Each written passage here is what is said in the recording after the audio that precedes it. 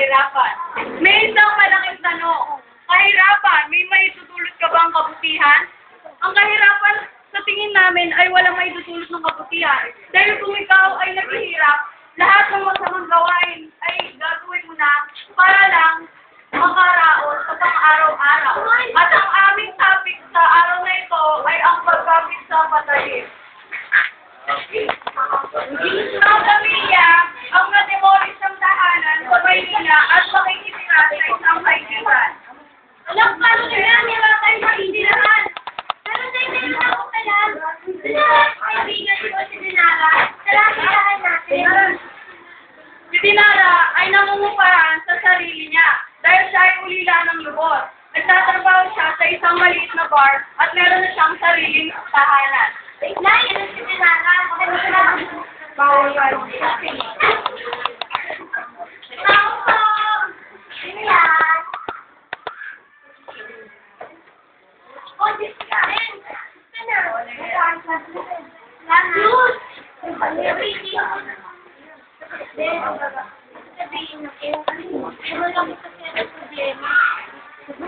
Hindi ko isang bahay namin sa Manila, kaya po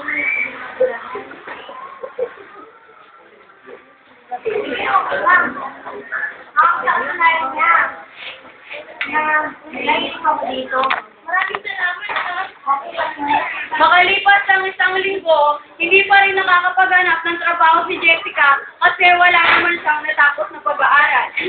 At isang araw, nakita niya ang kanyang ina na nakahusay sa sahig. Nay! Nay! Ano po nangyari sa inyo? Kaya mo lang sinanay! Hindi matanda! Ayan, labo. Alala nila ang nanay ni Jessica sa ospital. Kung magpapaalis, sige na. Bahala ko. At umayag na rin si Jessica. Alaawang nakapangayon ang kanyang ina.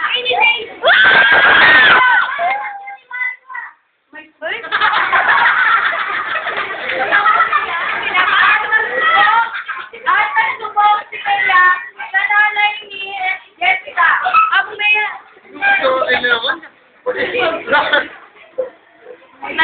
Tarang mo na.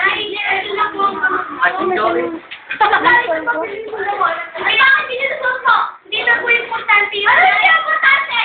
Sana iisip mo na bago mo ginawa yun. Pero guys, wala naman po ako natapos, diba? Kaya wala naman po ito ginagawa para sa inyo. Para kung may pamilya kayo magagawa. Hindi na sa akin, dapat hindi mo na ginawa yun. Anak, maraming paraan. Ay, Ay, mo